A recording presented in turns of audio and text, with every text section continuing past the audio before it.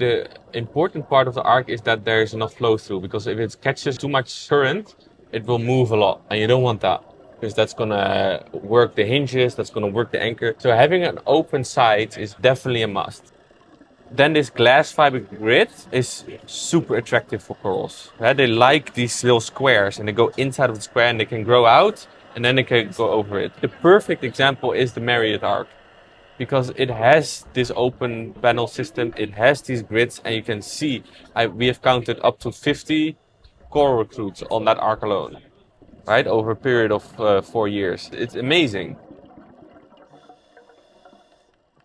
So right now, for example, pillow coral completely suffered a lot. When Skittle D ran through, what we did is we grabbed a few pillars, put them in our nursery, and every time they became resistant, we treated them. Right now, we don't see any legions on them anymore, and they're still alive. And their natural colony on the reef, that's completely gone. So right now, we have immense amount of pillow corals compared to what's out there. On the Ark, 20 genotypes on the Ark, and they're doing really well. We have no cases of disease there yet, and that probably has to do with Forrest's little genius theory. You can see it. You can see those pillow corals whenever you're counting them on the reef. They look puny, they look stressed, their tentacles are not fully out. And then you go look on the Ark and they like stretching. They're thick, they're healthy, they get a lot of food.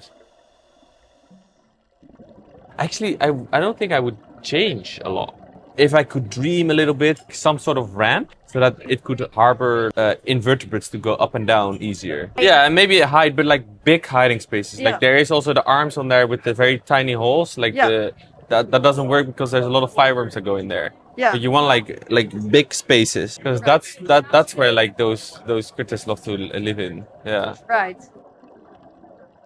It is not worth it to asexually propagate boulder corals. Then rather start protecting or saving pieces that are on the reef, rolling in the sand and just losing their tissue because they're being suffocated. And there's hundreds of them. Put it upright and cement it. Saving a tissue this big that's already out there, that's suffocated in the sand, save it. That's so much more efficient. Put a whole bunch of arks out. To the arks, yeah. Yeah, just do the arks. Unless there's like drastic change in wastewater treatment management and fishery management, put them all on arks. Yeah. See what that does. Yeah. I think this midwater ID is very, very interesting, and we are going to start an experiment where we anchor trees deeper. Okay. So kind of have this stock of our genotypes, right? So a tree that's not being used for outplanting, but a tree that's used for stock.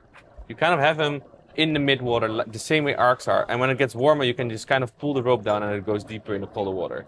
I have no experience with mini arks. I do have experience with the big arks. Yeah. And I'm a huge fan of the big arks. So if I can already be enthusiastic about the big arks, I'm sure I'll be enthusiastic about the mini arks.